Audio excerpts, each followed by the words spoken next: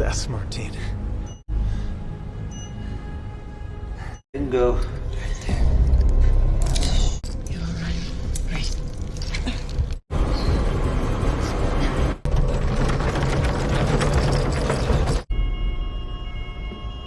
Michael? Michael?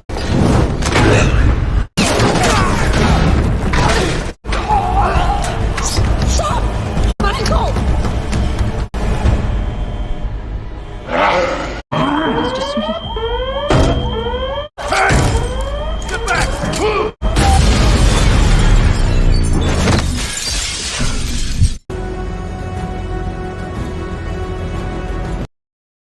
Seorang dokter bernama Michael Morbius mengalami kelainan darah yang membuatnya susah untuk berjalan dan hampir mengalami kelumpuhan.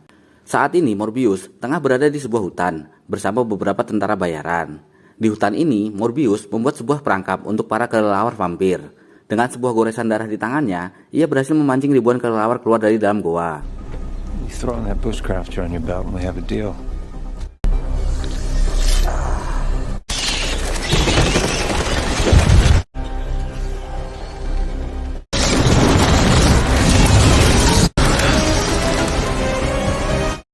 Setelah itu, film dibawa 25 tahun sebelumnya, di mana Morbius kecil tengah berada di sebuah panti asuhan khusus penderita penyakit berat.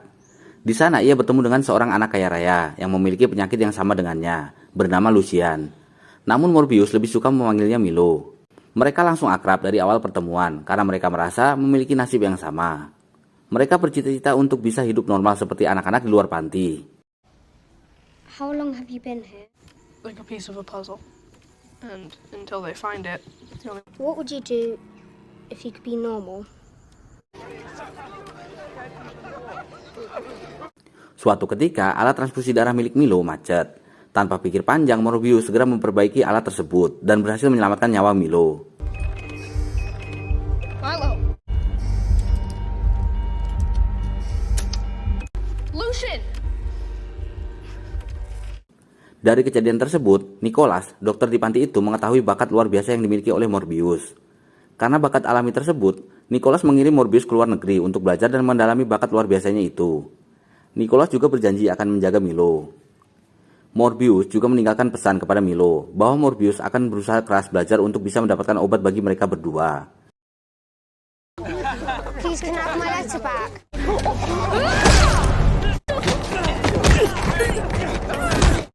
Singkat cerita, Morbius akhirnya mendapatkan gelarnya sebagai dokter ahli darah buatan. Morbius berhasil menemukan sebuah inovasi obat bagi para penderita penyakit berat. Sampai-sampai ia mendapatkan penghargaan Nobel. Tapi sayangnya, hingga saat ini ia belum bisa menemukan obat untuk penyakitnya sendiri. Saat ini Morbius bekerja di sebuah rumah sakit khusus penyakit kelainan darah. Di sana ia dibantu oleh seorang dokter wanita bernama Martin. Mereka memiliki hubungan yang dekat. Hingga suatu ketika Martin mengetahui penelitian rahasia yang dilakukan oleh Morbius, yaitu penelitian pembuatan serum obat yang diekstrak dari gen kelelawar vampir yang pernah ia tangkap. Martin yang memang memiliki perasaan kepada Morbius akhirnya membantu menjalankan penelitian tersebut. That is Remixing human DNA with bat DNA. like for flying mammals. Ratusan kali dicoba, percobaan yang dilakukan Morbius masih juga gagal. Walaupun begitu, ia tak menyerah. Ia mencoba kembali serum buatannya untuk disuntikan kepada seekor tikus.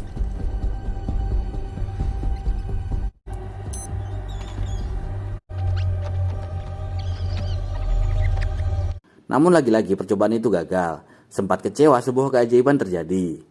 Tikus yang tadinya mati kemudian tiba-tiba hidup kembali dan terlihat lebih sehat dari biasanya. Hal itu membuat Martin dan Morbius merasa senang. It worked. Atas kejadian itu, esok paginya Morbius kemudian mendatangi sahabatnya yaitu Milo. Milo adalah orang kaya raya. Selama ini ialah donatur satu-satunya yang membiayai semua penelitian Morbius. Morbius mengajak Milo untuk berjalan-jalan sembari memberitahukan berita bahagia tersebut, bahwa penelitian Morbius kali ini berhasil dan akan segera mendapatkan obat untuk penyakit langka mereka berdua. Milo pun siap memberikan apa yang dibutuhkan oleh Morbius. Ternyata Morbius meminta Milo mendanai proyek penelitiannya di sebuah kapal di tengah laut. Hal itu dilakukan karena proyek ini ilegal. Jadi ia sengaja melakukan di tengah laut agar tidak terdeteksi oleh pihak pemerintah.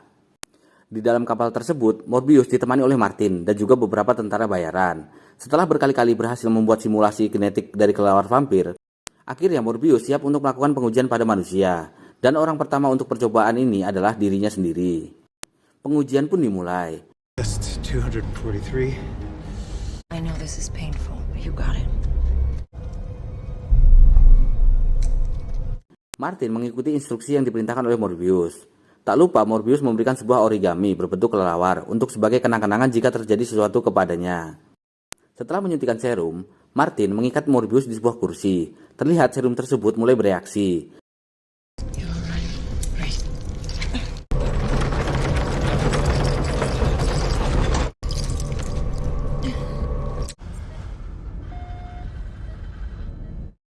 Tak lama salah seorang tentara bayaran datang untuk mengecek keadaan Martin dan juga Morbius.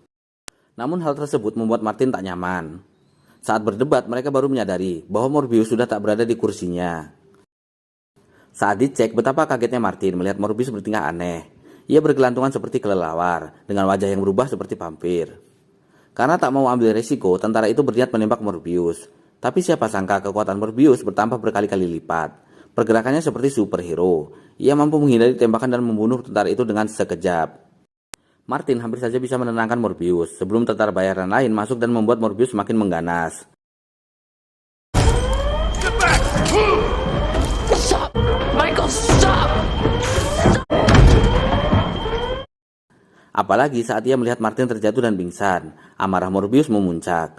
Ia membantai semua tentara bayaran tersebut hingga tak tersisa. Dan lebih sadisnya, Morbius juga menghisap darah mereka.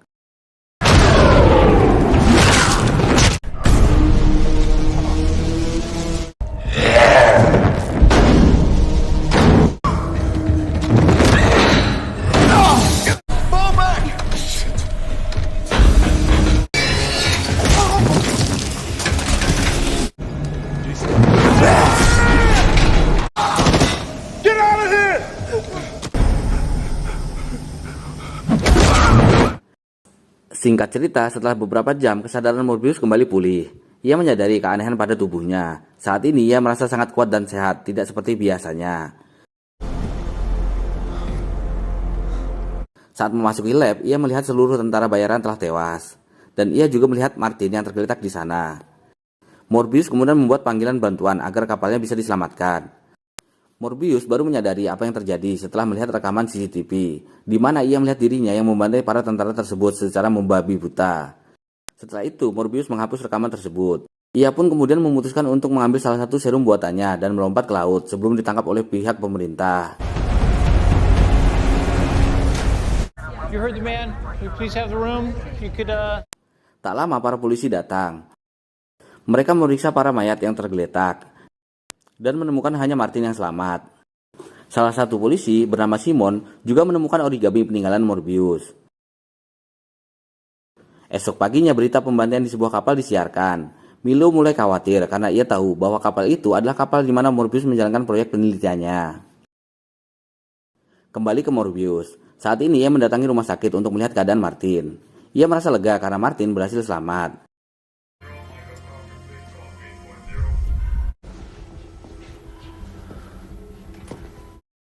Lanjut lagi, Morbius kembali ke lab. Di sini tubuh Morbius mulai melemah, serta hasrat meminum darahnya meningkat. Sempat berpikir untuk meminum darah manusia, ia akhirnya memilih meminum darah sintetis.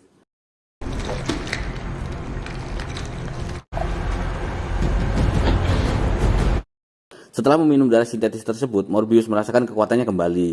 Ia menyadari bahwa kini ia memiliki kekuatan melebihi kekuatan manusia biasa. Ia juga mampu mendengar suara supersonik dari jarak yang amat jauh. Ia juga mendeteksi getaran kecil dan mampu memprediksi arah getaran tersebut, layaknya sebuah sensor.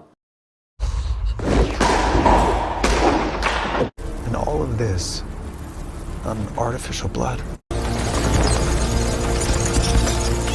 They would tear anyone else apart, but Kekuatan yang didapat dari darah sintetis ini hanya bersifat sementara, berkisar antara 6 jam dan terus menurun hingga 4,22 menit.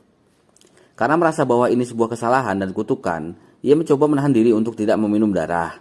Morbius sengaja memasuki sebuah ruangan dan mengunci dirinya sendiri, tanpa membawa darah sintetis.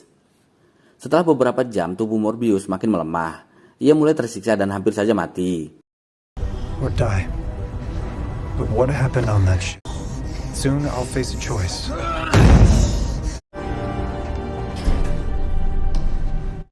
What are you doing? Tak disangka tiba-tiba Milo datang. Morbius memberikan sebuah isyarat meminta darah. Milo dengan segera mengambilkan darah sintetis dan memberikannya kepada Morbius.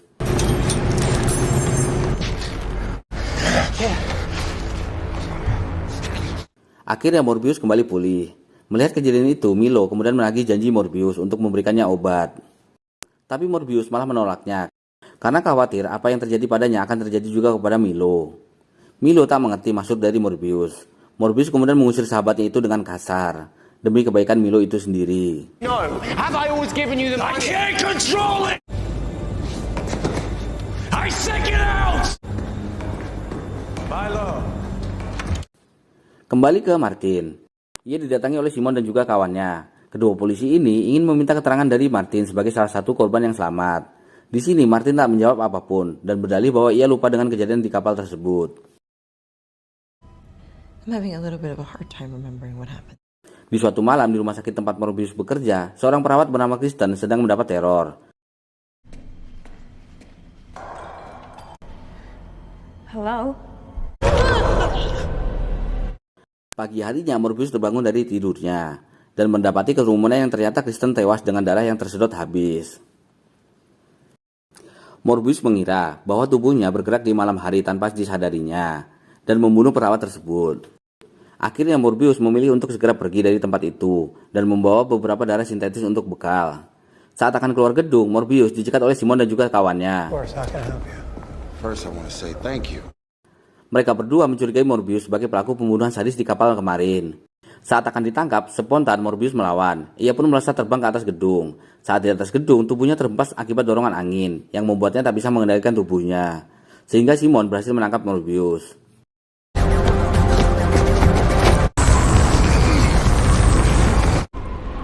Enough. Saat diinterogasi, tubuh Morbius mulai menunjukkan gejala efek kehabisan darah sintetis. Saat ditanya tentang kematian Kristen, Morbius tak bisa menjawab dan tak tahu apa yang terjadi di malam itu. Singkat cerita, Milo datang menjenguk Morbius dan menyamar sebagai pengacara. Di sini Milo memberikan semangat kepada Morbius dan berjanji akan segera membebaskan Morbius dari penjara. Saat akan pergi, Milo meninggalkan sekantong darah untuk Morbius. Hal aneh pun terlihat.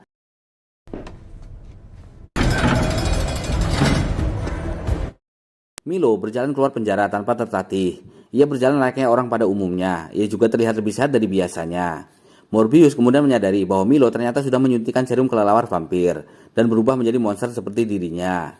Karena emosi, Morbius kemudian meminum darah yang ditinggalkan oleh Milo dan segera kabur dari penjara.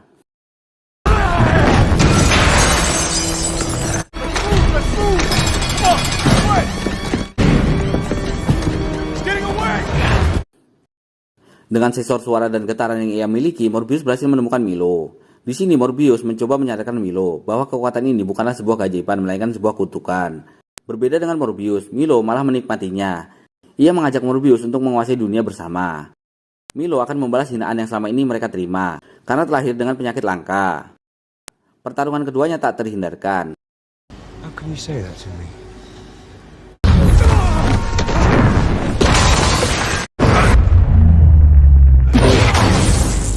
Hingga di sebuah stasiun kereta bawah tanah, Morbius melihat langsung ke kekejaman sahabatnya Milo, membantai semua polisi. Milo juga mengancam jika Morbius tak mau bekerja sama, maka Milo juga akan melakukan hal yang sama kepada Morbius.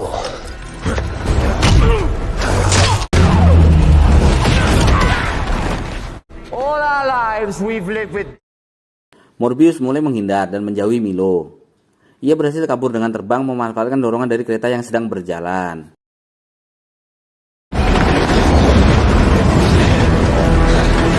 Lanjut lagi, Simon dan juga kawannya kembali memeriksa para mayat polisi yang tewas. Mereka memperkirakan pelakunya adalah Morbius. Di tempat lain, Milo memantau Martin dari kejauhan. Karena Milo tahu Martin memiliki hubungan khusus dengan Morbius.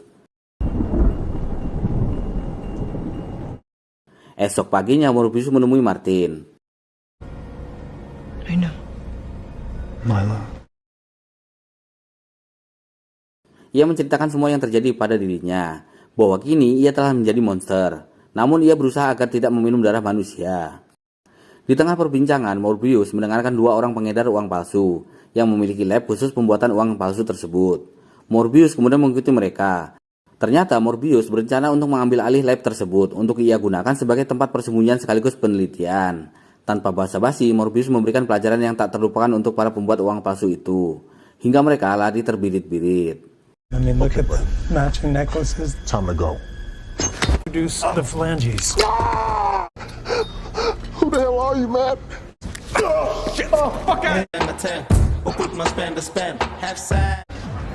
We've met. I'm gonna do you a favor.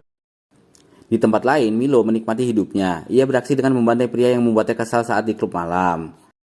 Aksi Milo terekam CCTV yang membuat Simon dan juga kawannya mengetahui bahwa ada monster lain selain Morbius. Rekaman itu tersebar di berita nasional dan dilihat langsung oleh Nicholas. Seketika itu juga Nicholas mengenali pembunuh itu adalah Milo. Tak lama Nicholas mendatangi Milo dan mencoba menyadarkannya agar ia berhenti menjadi monster penghisap darah. Tapi apa yang terjadi? Milo malah membantai Nicholas, padahal Nicholas sudah dianggap ayahnya sendiri. But there will be no more. Against men. Morbius kemudian mendapat telepon dari Nicholas yang sekarat. Tanpa pikir panjang, Morbius bergegas terbang untuk menuju rumah Milo. Ia mendapati Nicholas yang sekarat dan akhirnya pun tewas.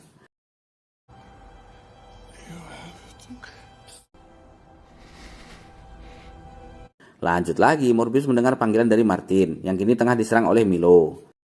Dengan kekuatannya, Morbius mendeteksi lokasi keberadaan Martin. Kembali Morbius terbang secepat mungkin untuk menuju titik lokasi Martin.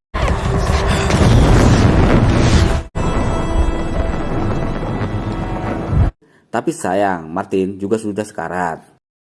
Di akhir hidupnya, Martin sempat menggigit bibir Morbius. Setelah itu, Morbius terpaksa menyedot darah Martin sebagai bentuk rasa sayangnya. Kini amarah Morbius sudah memuncak. Ia pun mengejar dan menyerang Milo. I'm all you have left.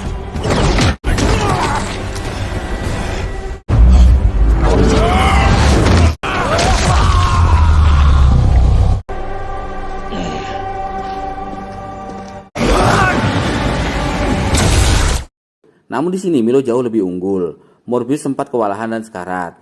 Ia terjatuh ke dasar ruang bawah tanah. Saat itulah Morbius memanggil ribuan kelelawar vampir yang dianggapnya sebagai teman.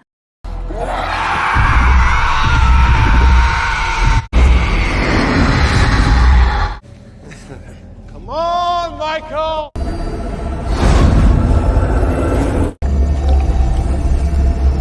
Tak lama ribuan kelelawar itu datang dan menyerang Milo. Kesempatan itu digunakan Morbius untuk menusuk Milo tepat di jantungnya.